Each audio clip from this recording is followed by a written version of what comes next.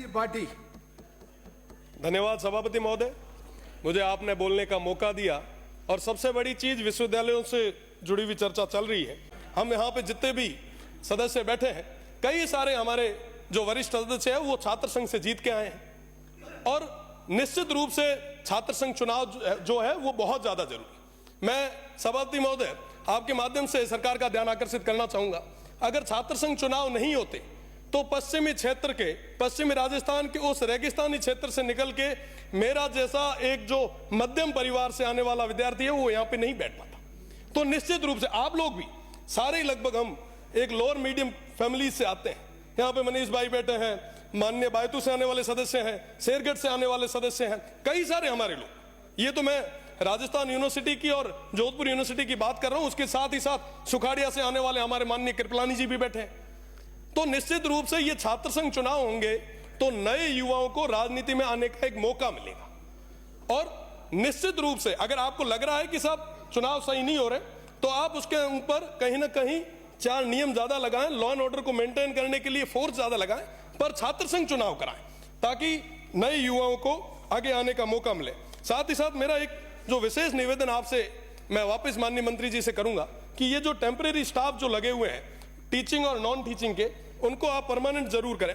नई एक्टिविटीज को बढ़ाने के लिए हम प्रयास करें। वहां पे कैरियर काउंसलिंग की बहुत ज्यादा जरूरत है। आज के समय में कोई भी कैंपस के अंदर कैरियर काउंसलिंग के लिए नहीं आ रहा। विद्यार्थी हैं, ग्रेजुएशन कर लेते हैं, ग्रेजुएशन होने के बाद में कहीं ना कहीं दर दर की ठोकरें खाने पे मजबूर हो रहे हैं। अगर आप ये चीजें करवाएंगे तो निश्चित रूप से हमारे युवाओं को एक नई जगह मिलेगी। साथ ही साथ अभी चर्चा चल रही थी वाइस चांसलर और रजिस्ट्रार की।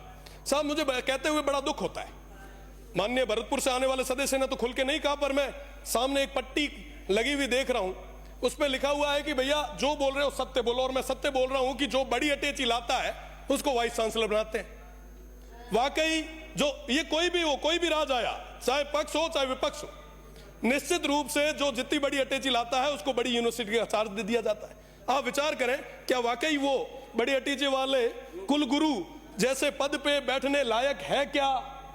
आप सब बात करें रजिस्ट्रार की, कुलपति की, साहब ये तमाम लोग जो हैं इनको तो विश्वविद्यालय में अपना टेन्योर निकालना है।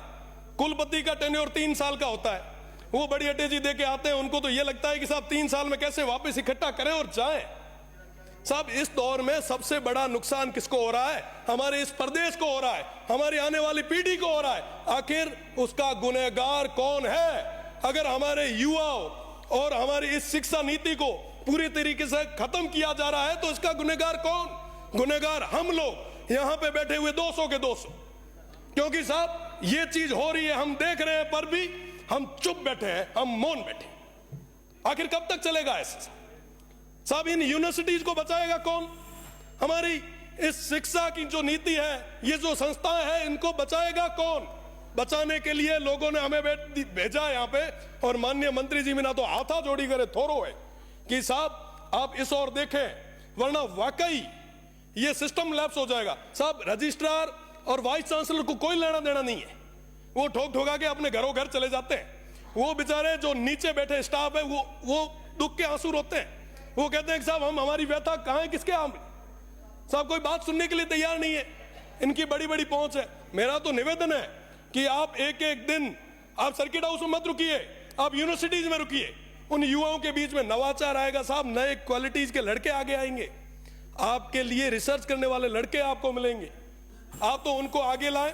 निश्चित रूप से आप जो आज कुल गुरु का जो कर रहे हैं, मैं आपको धन्यवाद देता हूं, पर कुल गुरु के साथ साथ यूनिवर्सिटी को अपलिफ्ट कैसे करें उसके लिए भी बात करें। हमारी कॉलेजेस के अंदर आज के समय में ज्यादातर प्रोफेसर्स के पद जो है वो खाली पड़े, आप उनको भरें। साहब घना ही बेरोजगार बहुत बड़ी गातों नहीं मीना, बड़ा हुआ ना, अपलिफ्ट करो। बहुत बहुत धन्यवाद। जय हिंद, जय भारत।